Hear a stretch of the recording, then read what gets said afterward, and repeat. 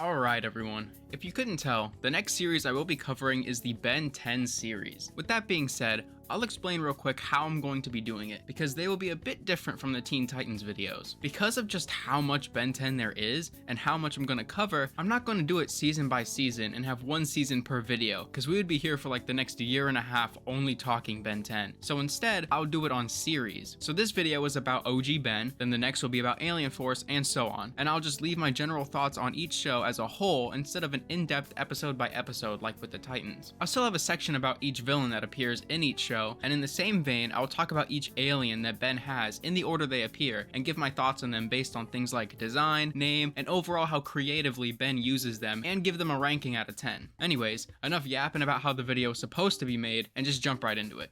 Something tells me it's gonna be a long summer. Ben 10 is my second favorite TV show / cartoon of all time, right behind the Teen Titans. So it's kind of fitting it's the next series I'm covering. And not only that, but this show is my favorite theme song for any show, even better than the Teen Titans theme song in my opinion. It's just such a banger.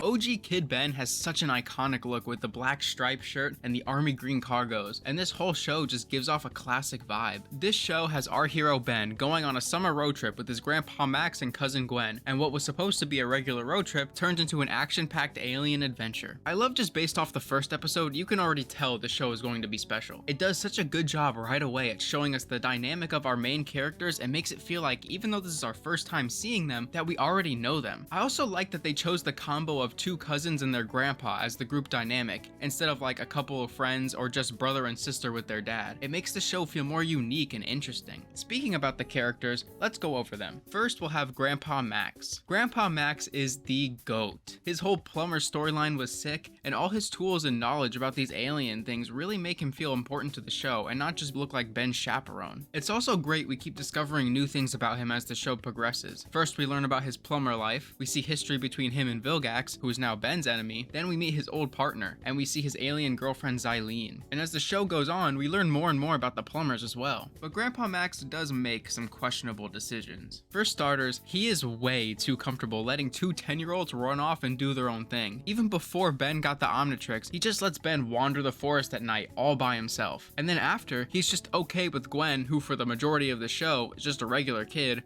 run around on her own too and trying to help Ben with all the alien fights and activities. Surely he'd be a little more cautious when dealing with 10-year-olds so they don't end up kidnapped or killed. I also want to bring up two specific moments in the show pertaining to Max. One is the episode with the Forever Knights and the Sword of Ekchua. Grandpa Max acts super out of character and weird, to the point I thought something had to have happened with him, like the mask affecting him or something. But it's explained he was just that determined to get the sword before Enoch because of how dangerous it is or whatever. But there have been many other life-threatening weapons and events that happen, and not once does he act this harsh and strange. It might be the show trying to tell us how dangerous the sword is, but Grandpa Max has never shown even an inkling of behavior like this, so it just comes off weird and out of place, and doesn't fit his character at all. Then the second one is, I do not care about no damn grandkids or whatever. I am leaving with Xylene. Are you kidding me, bro? How are you gonna fumble an alien baddie like that? Those kids would have been stranded in whatever state we are in and have to figure it out themselves, because the second she asked me to go with her, I'm dropping everything. Regardless, other than the few nitpicks, Grandpa Max is characterized very well, and even when Ben was down and out, as long as Max was around, there was this sense that everything was still under control. Next, we will talk about Gwen. There are a few things I like about Gwen, like her future self.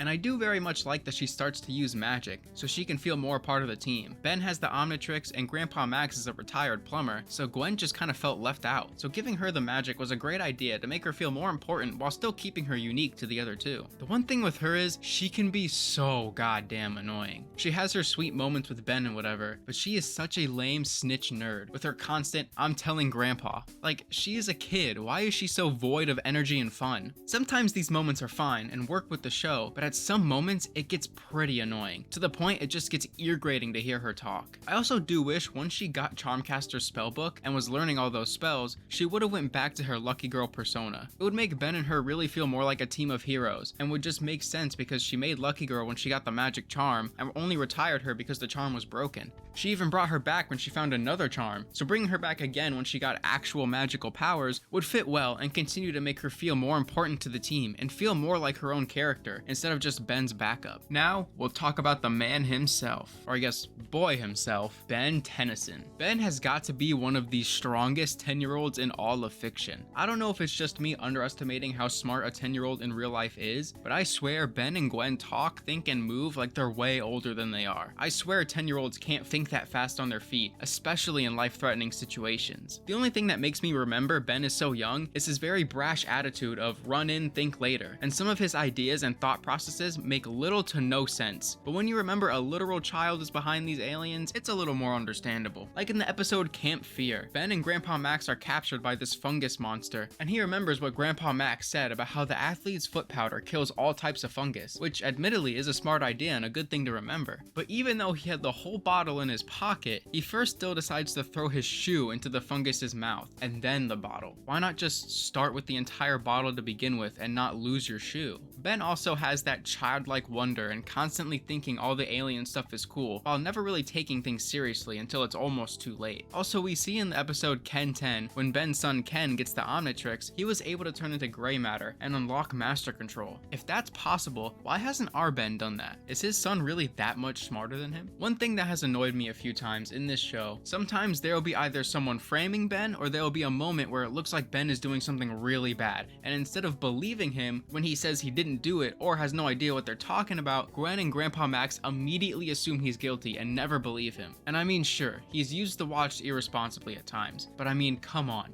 He's a 10-year-old for God's sake, and he's never used it to do actual bad things like destroying property or attacking people. So seeing them never really take his word for it and always assume he's guilty was a little tilting, especially considering all the crazy wacko stuff they deal with on a daily basis. It's not really hard to believe what Ben is saying in these situations. One other thing about this show is people really don't give two shits about killing a child. I mean, big bads like Vilgax make sense, he's a ruthless bastard, but even common thugs and one-off villains all seem to not care they're facing children and attempt to kill them. I just found it odd, since in most media, some bad guys have a no killing children moral, but in this show, no one cares. Anyone can be a victim, no matter how small of a nuisance you are. And during the season 4 episodes Ben 10 versus Negative 10, it's so funny seeing how many grown-ass people got beef with a 10-year-old. Like, how are you guys not embarrassed? Another thing I'd like to add on to the these kids are way too strong and smart for 10-year-olds thing is the fact that even before Vilgax meets Ben, he keeps thinking about how strong and capable a guy he must be to keep thwarting all his plans and stopping his minions or hired guns. And in the movie Secret of the Omnitrix, Ben and Gwen both hold their own in their human 10-year-old form against a group of aliens who are supposed to be the baddest of the bad. Like, are they seriously this strong, or are aliens just that weak? One thing I did want to bring up was the episode Goodbye and Good Riddance, because apparently it's not canon. First, let me just say, figuring out what the season finale is for season 4 is so hard. In some cases, like the DVD, it ends with Ben 10 versus Negative 10, but in others, like Netflix, it ends with Goodbye and Good Riddance. And since I've read that that wasn't canon, people have said that the Secret of the Omnitrix movie was the canon finale of the show. Now, I'm not sure why Goodbye and Good Riddance can't be canon. Maybe things that happen and that are said in Alien Force contradict things that happen in that episode, and I wouldn't really know since I've never actually watched much of that show at all. Or maybe people just say that it isn't canon because it has the comic book narrator guy, and the only other time we see him was during the Gwen 10 episode, which obviously isn't canon. But as far as just this show goes, it's a pretty good finale and send-off to the show, and I quite like it, especially more than Ben 10 versus Negative 10, because the ending to that felt very anticlimactic. And even though there are 2 parts, it still felt a bit rushed. Now, when it comes to the Omnitrix itself, it has to be one of the coolest items of all time. Being able to switch into any alien whenever you please, and even down to the little things like how raw it looks and those noises it makes scratches my brain in all the right places. Whoa.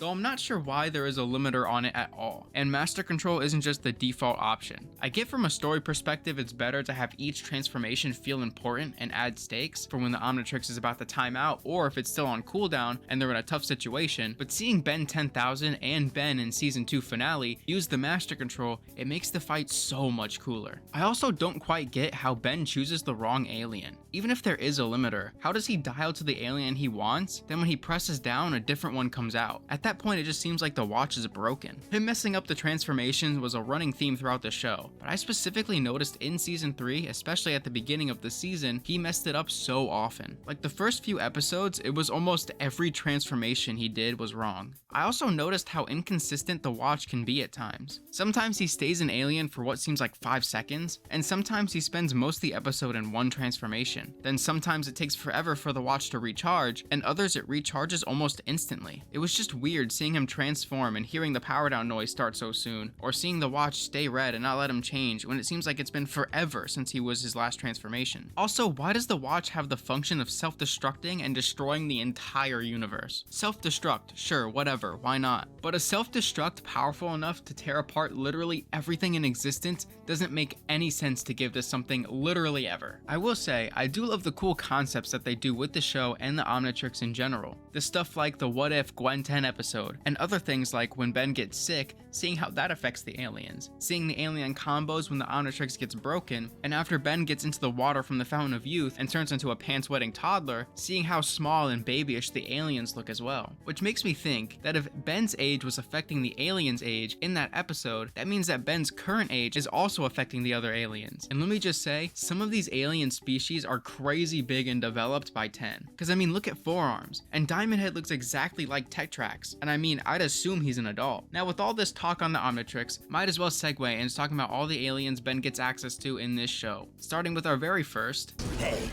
why don't you pick on someone with real firepower? Heat Blast is one of, if not the most iconic alien in the entire franchise, potentially because he's the first alien Ben transforms into as soon as he gets the Omnitrix. When it comes to Heat Blast, I think his design is so raw. May seem a bit simple, but it's so impactful. The red hot rocks that make up his body, the cracks to show the fire underneath, and the fire has this sick move and glow to it. His name being Heat Blast, while being straightforward, fits him perfectly. For a fire alien, he could have had an even more lame and generic name. So while Heat Blast may seem like an obvious name, it's still very cool and honestly feels pretty creative, especially when they could have went with names like Hothead or Flame Guy. When it comes to his abilities and how Ben uses him, his name pretty much tells you all Ben really uses him for, but he does have some unique tools, like the fire cloud he makes to glide on. Ben also can just use the fire to shoot himself up and fly like a jetpack. And it seems, unless Ben wants to, his body parts like hands and feet don't burn or hurt things or people. I also like it when he gets caught, he can focus all of his heat off of himself and have it melt or burn whatever is holding him. He can also absorb flames as well to easily put out fires. And the noise that his flame makes is so iconic and is another noise similar to the Omnitrix that just scratches the brain so nicely.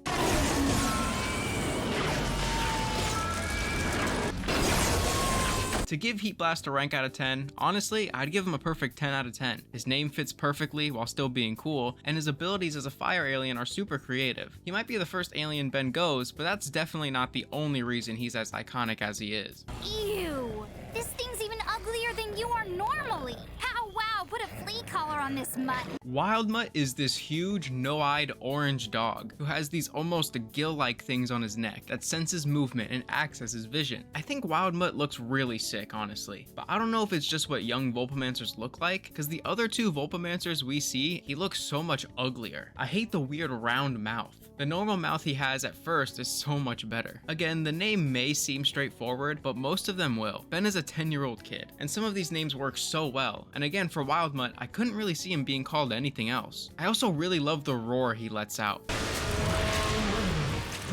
So unique to himself, in the same way classic Godzilla has his iconic roar. I will say when it comes to his usefulness, we hardly really see him, and when we do, not much of what he is doing seemed to be something that other aliens could have done and maybe even better. He has his moments, like in the Secret of the Omnitrix movie, sniffing out the intruder, but he's basically just a big dog. I wish they would have leaned more into his agility and showed more feats like that to make him feel a little more irreplaceable. To give Wildmutt a ranking out of 10, I'd place him at about a 7. I love the roar, he looks sick, and his name is great. great, but we don't get to see him much, and he doesn't really do much to set him apart from the rest. You are one sorry sight, Rockhead. That's Diamond Head. Diamond Head is our first one that the straightforward name works against him. The name Diamond Head is pretty lame and stupid, especially for a really cool looking alien. I like how the pattern of the black and white from Ben's shirt isn't just the regular black stripe, and they give it more of a design, and Diamond Head's bluish green color is very pleasing to look at. He is also very useful. Being super durable, he can take a lot of damage, and because of his durability, his attacks are heavy and strong as well. He can also shoot small crystal shards and form his hands into big diamond spikes to act as weapons. He can also sprout his shards everywhere on his body, so he can make quick work of being held or captured. He can form shields and reflect lasers and lights, and can form crystals far away by having them travel across the ground. I'd give Diamond Head a nice 9 out of 10. He is very useful in many different situations, has many different abilities, and is just cool and strong overall. His only real setback is the lame name. Hey, check this out. Pretty fast, huh? Ladies and gentlemen, the GOAT is here. Accelerate is my personal favorite alien, one of the more unique looking ones. The wheels on his feet, the built-in windshield, and his sleek design with the drill-like hands and cool tail. Even the design on the mask is sick. Accelerate's also very useful. Super speed in general is just a very powerful power, and couple that with his drill hands, he can have devastating attacks. He can form tornadoes, and can be almost impossible to hit. And now to one of the best things about this guy, his name. Honestly, if his name had just actually been the word accelerate, it still would have been good, but the way they spell it out gives it that extra oomph, and gives it so much more flavor. This guy definitely has the most unique name out of all the aliens, and the only thing I could ask for is to just have seen him more, even though Ben does use him quite often, especially Ben 10,000. If it wasn't already obvious, this is an easy 10 out of 10 alien. Triggering the correct sequence of synapses should allow me some rudimentary motor control. Sure wish I knew what I was talking about. This little guy I honestly didn't expect to see that much of, and his size and frailty definitely hurt his usefulness, but his sheer intellect has been a tremendous help in getting out of many situations, and even though his size may make him weaker, it makes him very slippery and hard to catch. He may only really be used for his brains, but he is so smart not just when it comes to technology and sciencey stuff, but also when it comes to plans and ideas that no one would have thought of, and saves the day purely on that alone. Honestly, I wouldn't see why once Ben gains master control, he wouldn't just switch to gray matter for a few seconds every battle to assess the situation and come up with a plan of action. It would probably help tremendously. With master control, this guy seems broken, but with the limitations Ben currently has, being stuck as gray matter for extended periods of time and then going back to being a kid and having to wait for the watch to recharge is very unfortunate and not overly helpful. His name is very clever, just the word matter in it makes him feel more sciencey and gets across the whole smart aspect to the alien. And even though he looks like what people usually think of when you think generic alien, his size flips it on its head a bit and makes it more his own. I'd give our little alien friend a nice 6 out of 10. Smart and useful with master control, but a sitting duck and a risk when you're forced to stay him for a longer period. Who are you supposed to be? They call me Forearm.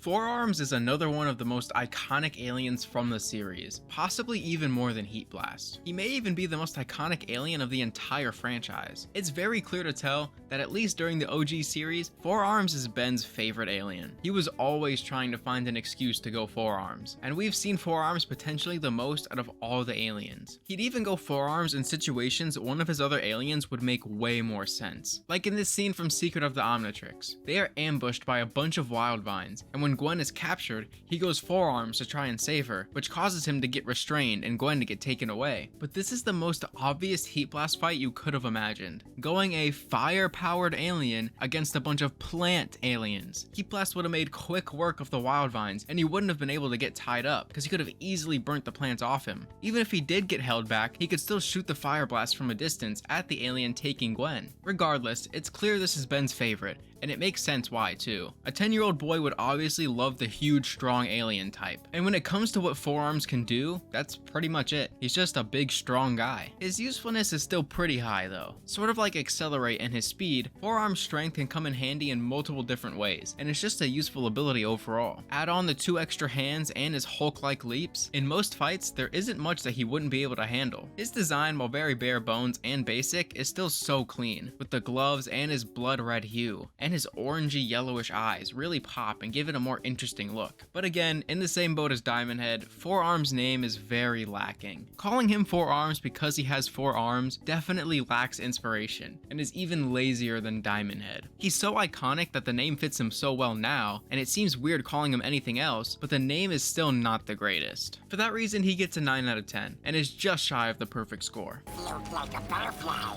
but sting like a stink fly.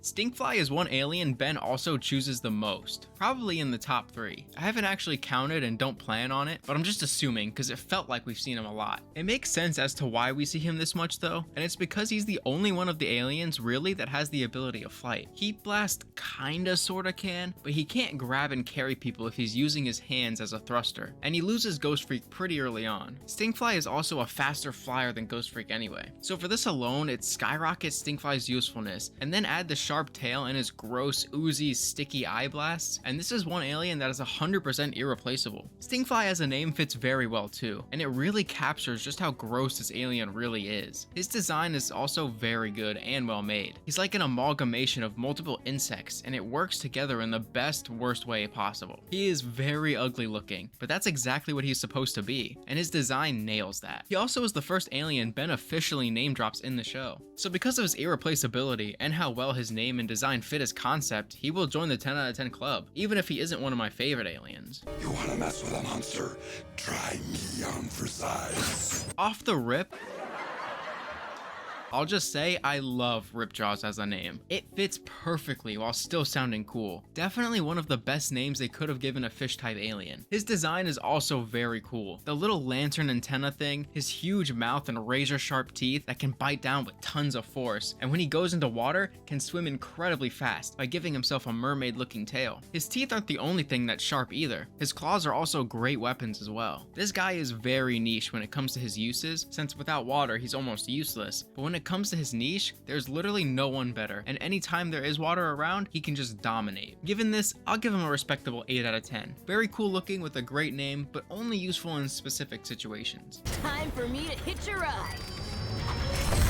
Or become it. Upgrade, like Ripjaws, is also a niche alien, only really being useful when technology is around. But because of that, he's already more useful than Ripjaws, given there is so much more tech and stuff around during battles than bodies of water. His ability to take over any machine is very nice, and is even better given that he doesn't just take it over, he also, like his name suggests, upgrades it by making it bigger, giving it extra parts, making it stronger, and overall making anything he changes into a weapon. He can also liquefy his body, making him hard to hit even before he latches onto something, and can even take over robotic enemies. I also love his look as well, very sleek while also honestly a little creepy looking. I also really enjoy the little circle on his face glowing as he speaks and acts as an eyeball to show emotion. His name is also very clever, and is like if Accelerate's name was just the actual word accelerate. He will get a nice 9 out of 10 given how much more useful his niche is compared to Ripjaws. He even has powerful eye beams he can shoot out, so he's not completely useless when he's not attached to something, and literally none of his other aliens could do what he does, even if they tried.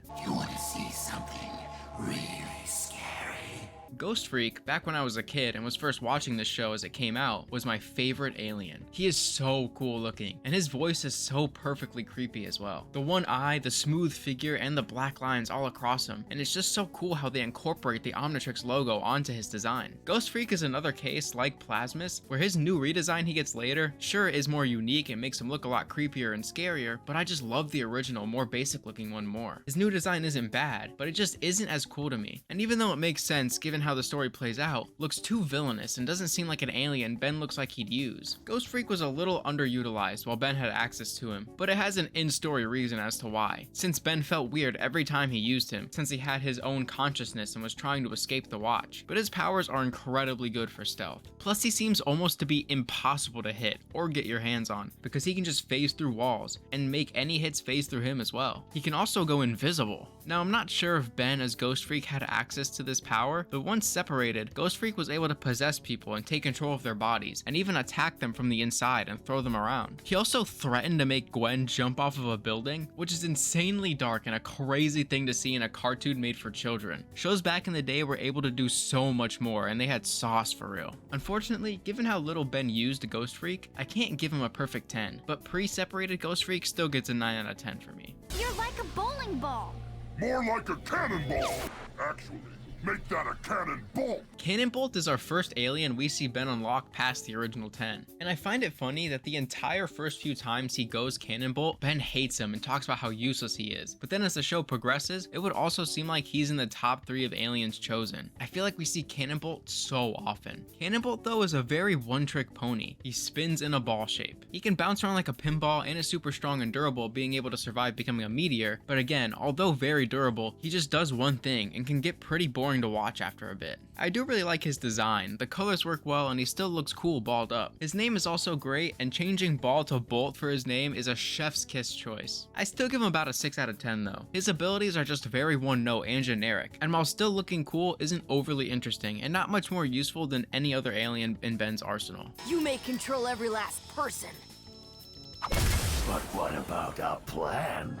I honestly really like Wildvine. It might be because the first game I've ever played was Ben 10 Protector of the Earth for the PS2, and he's an alien in there, but his design is so creative for a plant-type creature, and can do so many things. He can shoot thorns, stretch his limbs to use for swinging or restraining others, and can use the spores on his back as grenades or smoke bombs. He can also break out of restraints similar to Diamond Head by growing thorns all over his body. Wildvine's name is also amazing. For a plant-type alien, this is like best case scenario. He could have been much lamer looking, had much lamer abilities, and a much lamer name, but they were in their bag with him. I'll still give him an 8 though, considering even though his abilities may be unique, doesn't really do much other aliens couldn't also accomplish in different ways, and has a very apparent weakness. Maybe you're not some Navajo werewolf. Maybe you're some alien werewolf. Not gonna lie, no clue this guy's name was Blitzwolfer until I looked it up for this video. I just called him Ben Wolf like the title of the episode. I hate when aliens' names aren't said in the show. Like, please tell me who I'm looking at. Regardless, these next 3 aliens I really don't have much to say about, since we hardly ever see them. Blitzwolfer, I will say though, looks fire. Big Wolf Guy is cool, and his sonic roar is a neat ability. Blitzwolfer is definitely a unique name, way more unique than Ben Wolf, which is what I thought it was for the longest. So it gets some extra points there. I still can't really give much more about him since we hardly see him. I'll drop him at a 7 out of 10 because he looks so cool and has a decent name. I just wish we could have seen more from him. Oh, sorry about that, sport. Thought you were that mummy. I guess because, you know, you're a mummy. Another guy I know little about and we see very little of, and who I just called Alien Mummy because I never knew his name was Snarrow until just now. This dude is raw as hell, and his name being a play on the word pharaoh is so fire. Again, it's such a shame Snarrow and Blitzwolfer barely make an appearance since they look so cool. His body being made of bandage looking material, the pharaoh mask, and the green glow in the cracks of the bandages is incredibly cool. When it comes to this guy's abilities, he just seems like a worse Wildvine. He can stretch his bandage like limbs, like his name suggests, to ensnare his enemies. That's pretty much all we see him do. Again, even though I probably like him more than Blitzwolfer, I will still give him a 7 as well, but he really could have been so much higher. Electromagnetic body. Sweet. Okay, so this is gonna be the first one I genuinely don't like. This guy hardly even seems like an alien. I feel like it shouldn't be something Ben can turn into, and should have stayed as an enemy. He looks pretty lame to be honest, but to be fair, I'm not a big fan of the Frankenstein type characters in general. His name is not the worst, I guess, but I don't know, it's hard to even rate this guy because 1, he hardly ever shows up in the series, and 2, he doesn't even feel like an alien or something Ben should have access to. I'll give him a 3 out of 10, and honestly, I know I'm hating, but that's being generous. What do you think this is, a drive-through? An upchuck dream come true. Now this little guy you can't help but love. The only thing that's off for me is the deep ass voice for such a small ass dude. His laugh. His funny little requests. Touch me. His reprimands. Touch me harder. His name is fun and creative and explains him well. He can eat pretty much anything, except real food I guess, and use that as ammo to shoot back at people. Now I don't know how strong this little dude is, but when Ben thought he saw Vilgax tracking him, he decided Upchuck was going to be the one to take him down. So he must know something about that dude that I don't. Also, one thing I noticed is the alien on the box art for each season we usually see pretty early on in the season. Cannon Bolt for season 2 we see in episode 2, and Ditto from season 4 we also see in episode 2. But for some reason we don't get Upchuck until the very last episode of the season, and it's toward the end of the episode as well. I just thought that was very strange. Anyway, I like the little dude, but he's not overly useful. I'd just give him about a 5 out of 10. Who needs 4 arms? When you could have 8 ever! Ditto is so fire. He has a cool little design, and he is so annoying in the best way possible. His ability is cloning, and each Ditto can feel what the others feel, and Ben apparently can't change back unless all the Dittos are back together. He is a very interesting alien, and super fun to watch, but because of his size and all the Dittos feeling each other's pain, I don't quite see how practical he is most of the time. His name fits his ability very well, while not being too basic, even if all I can think about is the Pokemon when I hear it said. I'm gonna give this guy a 7 out of 10. I really like him and he's super fun to watch, but we don't see him much and I don't see how effective this guy could really be in a fight. Hey, I got DNA bomb ticking down over here, remember? I guy.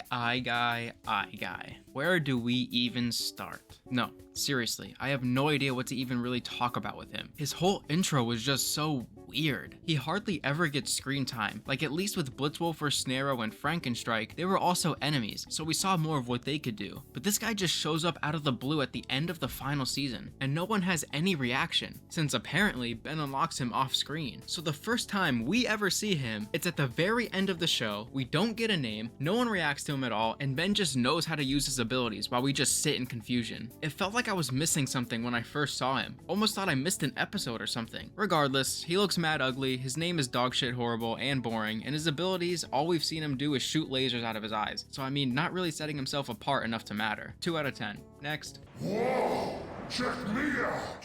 I'm not just big, I'm way big! Way Big looks pretty damn cool. Almost gives off an Ultraman vibe. I feel like Way Big would be way OP too. I mean, he was able to just grab and chuck Vilgax like nothing. And in Ben 10,000, he pounds Kevin into the ground mercilessly. Now this guy we probably see the least of out of all the aliens, along with Eye Guy, since Ben first gets access to him at the end of the movie Secret of the Omnitrix, and we get one little scene of him in Ken 10. With that being said, I still really like him. He looks really cool, seems incredibly broken, and his name, even though not very clever, is fun and fits. Still 6 out of 10. Need to see more of him before I can comfortably place him higher. Listen to every word. Be afraid. Now when it comes to the villains in this show, there are some classics in here. This show has some really great returning, unforgettable villains, starting with Dr. Animo. Ignore them, my pet, for you have been exceedingly loyal, bringing the components I need, one piece.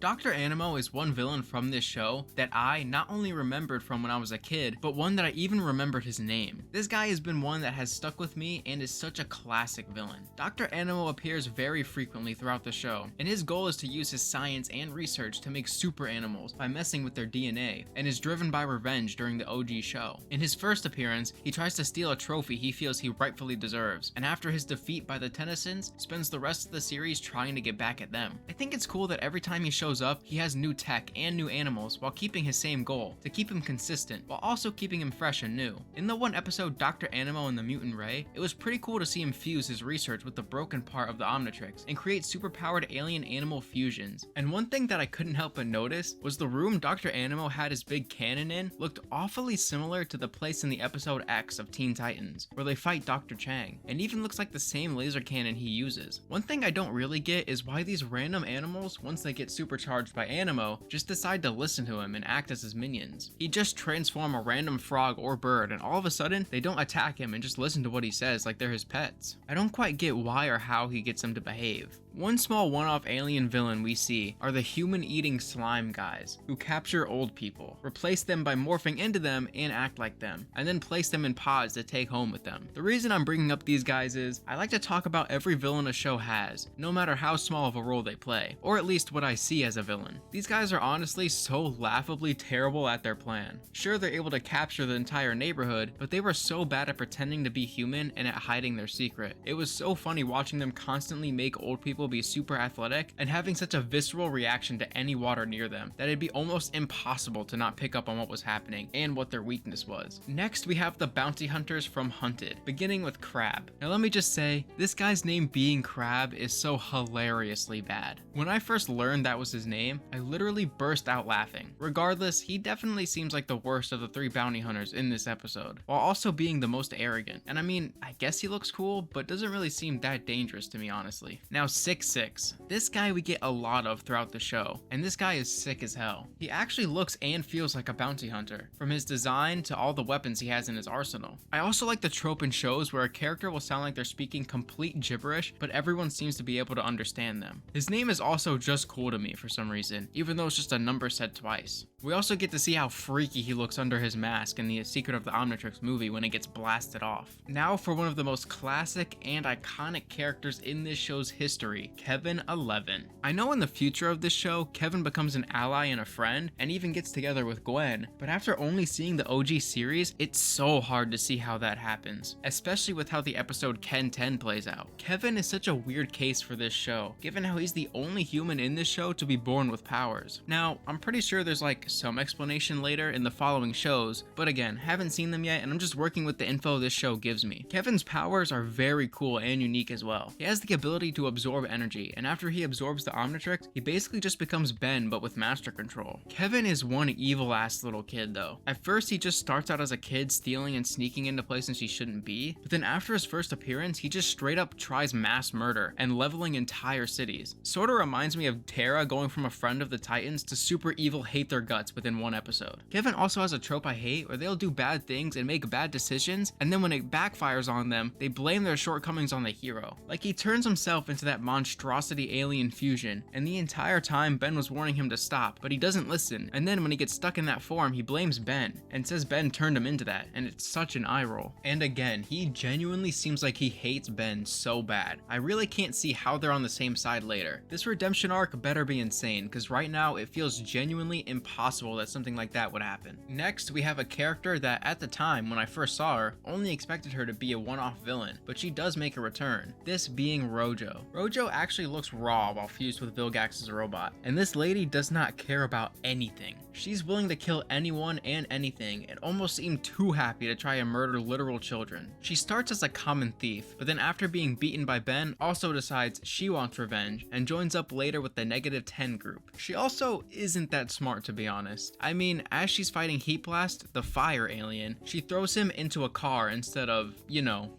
the body of water right next to you. Hello. Next we have Zombozo and the Circus Freak trio. Zombozo we only see once, but we see the Circus Freaks multiple times. Zombozo the clown feeds off people's happiness and laughter, so he holds shows and absorbs their happiness until they're left drained, and it seems like it eventually kills them, or maybe they're just depressed afterwards, something like that. One thing about the episode with Zombozo, he brings a few people from the show for a snack on the road, and one of them happens to be Gwen, and when Ben comes to rescue her, he says to give back his cousin, and Zombozo just somehow knows who he's talking about and knows Gwen is his cousin. He's pretty lame, but the Circus Freaks are way more interesting and fun to see. They're all pretty stupid and just have fun personalities. We have Acid Breath, who has, well, acid breath, Frightwig, who can stretch and use her hair to attack and restrain people, and Thumbskull, who is a numbskull but with a thumb head, and has super strength. On to Hex. Hex is a magic man, and even though he fights Ben, he's more of Gwen's villain, and is the start to Gwen's journey into becoming a magic user herself. He's the reason for the birth of Lucky Girl, and while he does look cool and come off as menacing, his goal to be ruler of the world is so corny and generic. The Forever Knights, who are part of the organization, is run by Enoch, or at least that's what it seems like up until season 4. The Forever Knights seem to have been a thing back when Grandpa Max was a plumber, and are always searching for alien tech. Also, I don't know if it's just me, but the way they are portrayed, they seem so goofy and not very hard to beat enemies. Next is Clancy, who is some homeless guy that can control and speak with bugs. Very gross dude who becomes even nastier later on in season 4, and he becomes a full-fledged bug man himself. Now, I will include Max's old partner Phil, since he was freeing old aliens he and Max caught back in the day to get paid to recapture them, and even tries to kill and trap Ben and the gang with the null void projector. This guy fell from grace hard, from being a plumber to a money-fueled psycho, and it's hard to even imagine a time when him and Max worked together as partners, even though we do get a glimpse of it at the start of the episode. Then we have the Great One and his worshippers. The Great One is basically just bug alien Galactus, who feeds off of other planets and causes their destruction. And the worshippers are just weird freaks who latched onto him, and once he was destroyed, just moved on immediately. Alright, so Volcanus tripped me out at first, because he's the same alien race as Technorg, and we see Technorg literally the episode right before before Volcanus. So at first, I thought we were looking at Technorg until this guy spoke and his name was said. Volcanus is used as 6-6 minion mostly, and if I'm not mistaken, once this episode ends, we don't see him again, while we continue to see 6-6. So I mean, he's not bad, and the way he talks is funny, but he's hardly ever shown.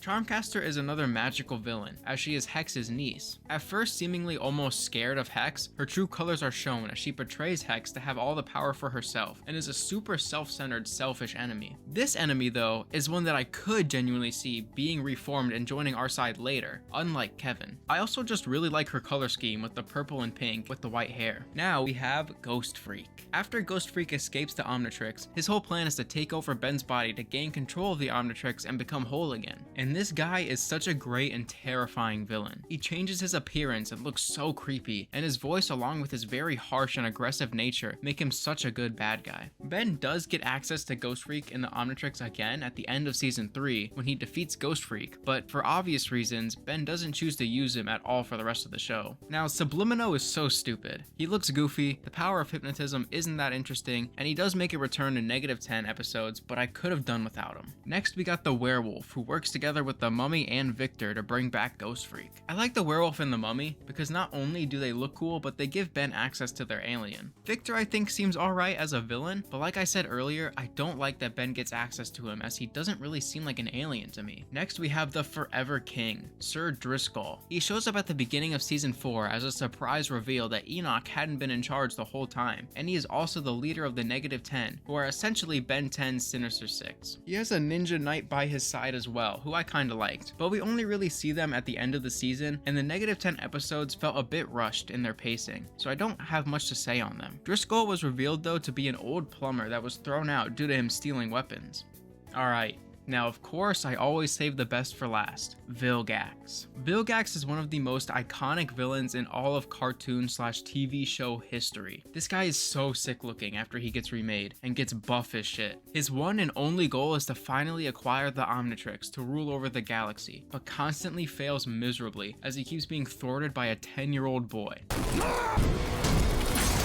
Even so, he is so menacing, and just like Slade in Teen Titans, he radiates so much aura, and even though I have no idea how he escapes from the Novoid after being trapped at the end of season 2, he will always be a villain I don't mind seeing and returning as many times as possible. There we go, all my thoughts and opinions on the original first series of Ben 10 all summed up. It definitely takes longer to condense the entire show into one vid, but it must be done so I can actually cover all of what this series has to offer. I may come back to this series later and do like what I did with the Teen Titans videos and go more in-depth episode by episode, but for now, this is what I wanted to talk about. I am very excited to continue on with Alien Force, since, like I mentioned earlier, I've only ever seen a few episodes and moments from the show and haven't seen much of the Ben 10 series after the OG show, so all of this onward is mostly new to me. This show, like Teen Titans, holds a special place in my heart and will always remain in my top 5 shows of all time, and I hope you enjoyed hearing me yap and ramble about this for this long, and hope you join me as I experience the rest of the show for the first time and give my thoughts on it. As always, don't forget to like, subscribe, leave any thoughts on the show in the comments below, and thanks for watching.